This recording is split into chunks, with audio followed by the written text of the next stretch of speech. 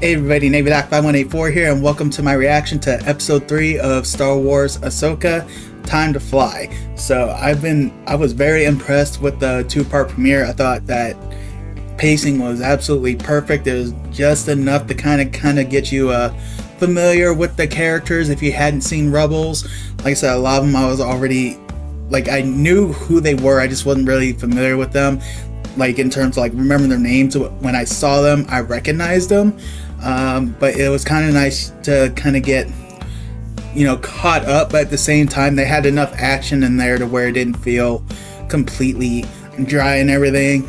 And, just everything between Baylan Skoll's introduction. I still don't remember the name of his apprentice. I actually did look it up. I already forgot. The Inquisitor that they're with, very curious on who that is. And Morgan Elsbeth, I really like the fact that she's getting a real big role in this, considering the role she played in the Mandalorian episode where Ahsoka came in. So it was only appropriate that she would be one of the main baddies in this, in terms of trying to retrieve Grand Admiral Thrawn. So very curious to see how this is all going to work out. We know that they have been tracked, and Ahsoka and Sabine are probably on their way to try to catch up with them. But it's also nice to see Sabine coming back on as Ahsoka's apprentice. I'm very curious to see how that works out. And speaking of apprentices, Baylan Skoll's apprentice, I'm very curious to see what her character arc is with this, because she seems very weary of Morgan Elsbeth, and I'm very curious to see if she stays along in their quest to get Thrawn, even though Baylan Skoll believes that retrieving Thrawn would give them, basically unimaginable power. So there seems to be so many different end games to this that we just really have no idea how it's going to go out. So really looking forward to see what Episode 3 has to offer. Hopefully we can get some answers and what's going on. But I would imagine that around here is when things are really going to start picking up. So we'll go ahead and get started. For those of you who are members doing the watch along, you can always make sure to use the timer to see where exactly I am in the episode, so you can follow along and watch along with me. And let's go ahead and get started. Alright, so we got Sabine training with Hu Yang. Well, I discovered that according to Hu Yang, I'm the worst candidate to be a Jedi out of every Jedi he's ever known. You told her that? It's true. I mean, he's a real one.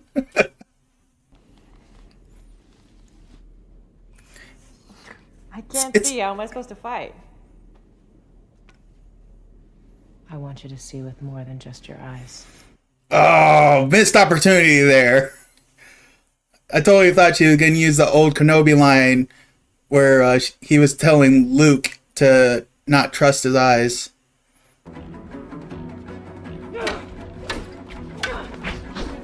Alright, showing some promise.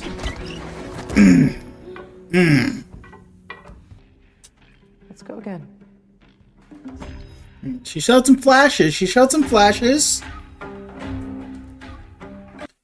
I mean, kind of starting at square one, so I think she'll be okay. Where I was attacked by Imperial loyalists, still working for Morgan Elsbeth. Outliers. We have former Imperials working throughout every level of the New Republic government, and they have all taken an oath of loyalty. Long live the Empire doesn't sound like the kind of loyalty we're looking for. But I believe their activity speaks to a larger operation, involving Thrawn. I have reason to believe he's alive, and that his allies are working on a way to find him. And that's how this whole thing started. Isn't this just another attempt to gain New Republic resources to aid in what has ultimately been your personal quest to find Ezra Bridger? Were you ever in the war, Senator? No. There you go. Just sat back and waited to see who came out on top? If that isn't some hard truth just about everyday politics, I don't know what is. I've spent most of my life fighting a war, and that's why I'm trying to convince you to help me prevent another one. Grand Admiral Thrawn is dead. Isn't that how it always happens? You just got the politicians that really have no real idea what's going on, and their lack of action is what causes like these unnecessary wars and everything. Force resides in all living things, even you. If that's true, then why doesn't everyone use it? Talent is a factor. But training and focus are what truly defines someone's success. Not everyone can handle the type of discipline it takes to master the ways of the Force. Start small. There you go. I mean, even Luke had to start with stones.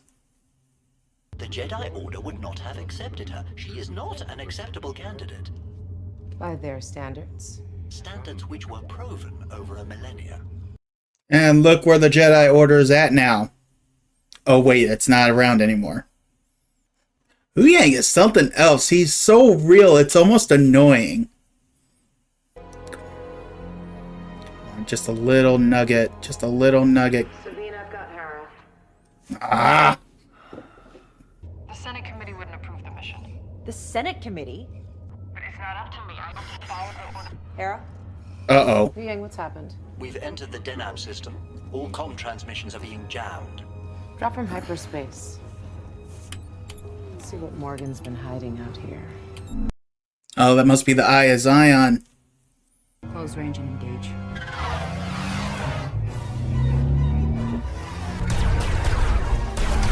Hey, hold it steady! Remember, learn to anticipate. Now's not the time for a lesson! Just a little rusty. However, I have several thoughts on everything else going Yang, on. not now. Not. You're both acting, there won't be a later. Ooh. Man, this droid is something else. Tell me what you need. Move on my signal? Copy. Alright. Get ready. There you go. Finally working together.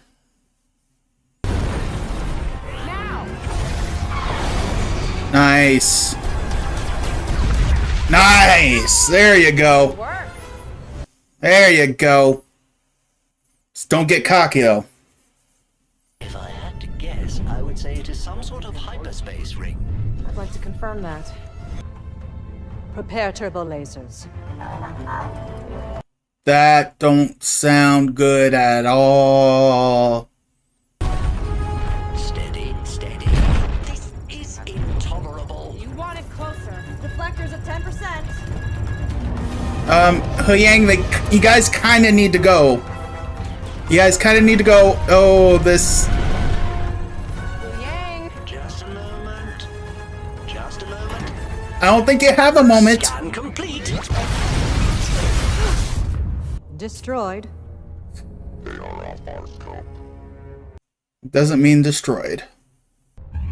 You almost got them. I have eyes on them. We'll take it from here. Ooh. Dude, I can already tell there's a huge contentious relationship there. I wonder where Baylan Skoll's gonna play in that.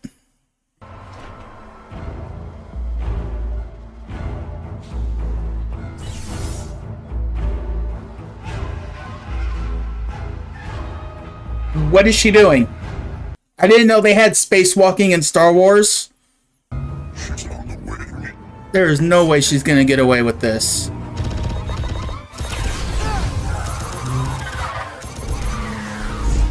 Okay, so far she's getting away with it.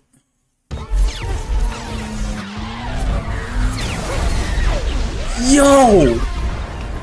How is she getting away with this? Ahsoka. Ahsoka's fine. Did you fix the ship yet?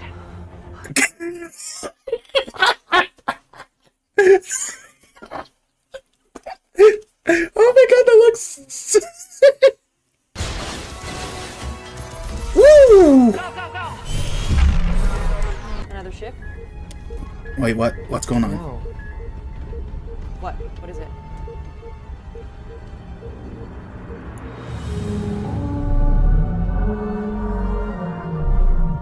What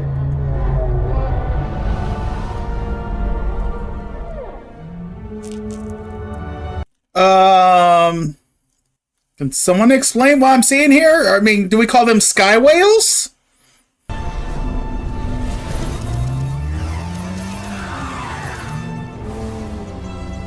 Man, these past few minutes, man. I tell you what, like I said, I was looking forward to a nice little training episode, then we get this. Woo! Woo!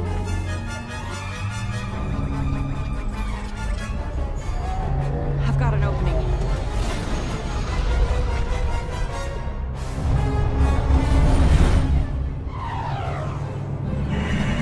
Nice. Maybe? What did I miss? Almost died. Multiple times. Ah, yes. Standard operating procedure.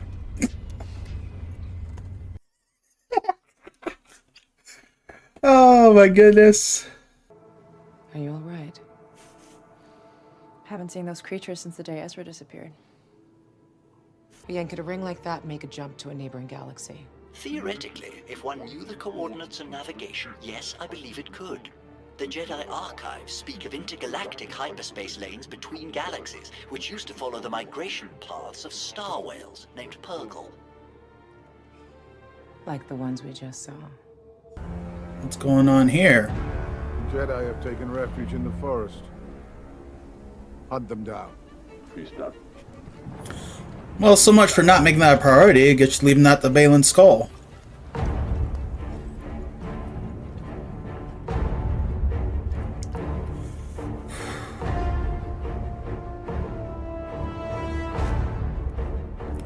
Very curious on his part in this. He looks so conflicted.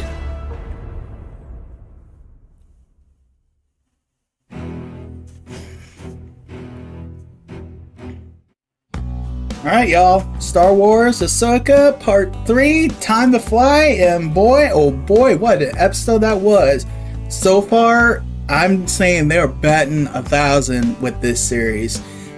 I really honestly don't even see what bad anybody could say. I'm sure there could be some nitpicks here and there.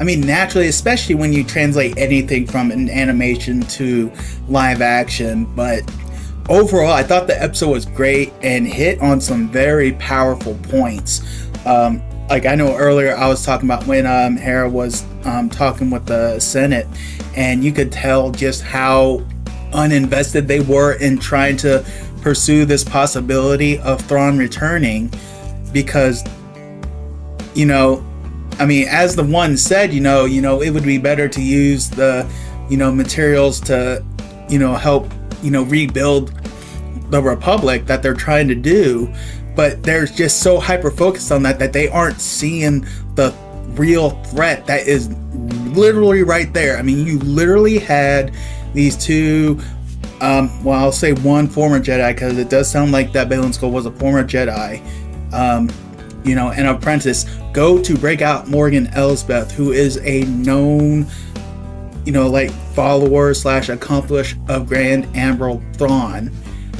And how can you see that and not, think that Hera's arguments have any credence on there? That really just shows you the narrow vision that people who really weren't involved have, and I was just saying how that's such a real commentary to really any sort of politics at all, because you got a lot of people who are setting, these rules, these regulations, these laws, thinking that, this is what we need to do to get this, but they've never lived it, so they really don't know the struggle, so they really do nothing to really help. I'm not saying that their intentions are bad, I'm just saying that they're just not in touch, and the things that they do really don't help. And I think that was a big point in this.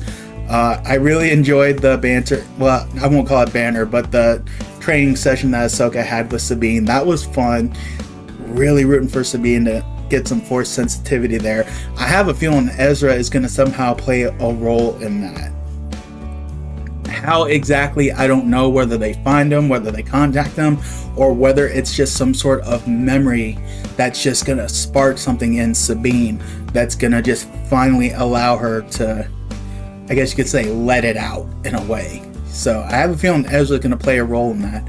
But in all honesty, I just want to see what happens. Well, first off, are they even going to get off the planet Sabine, Huyang, and Ahsoka and show the Senate what it is that they have found?